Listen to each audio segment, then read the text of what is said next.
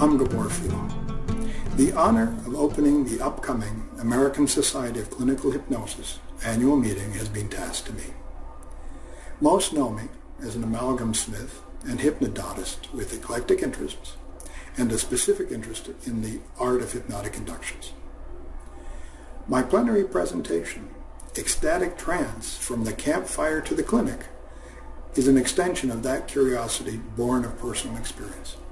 So let me ask you, what do cave paintings from Lascaux, a native carving of a man and a bear, Schrodinger's equation, have in common with hypnosis? How do they relate? Have you ever wondered about hypnosis? If it were a person, who would its family members be? The parents, the siblings, the cousins, the ancestors, and the descendants? Have you cerebrated and cogitated about the hypnosis that you were taught? The hypnosis that you use in your daily practice? Really wondered, is there more to it?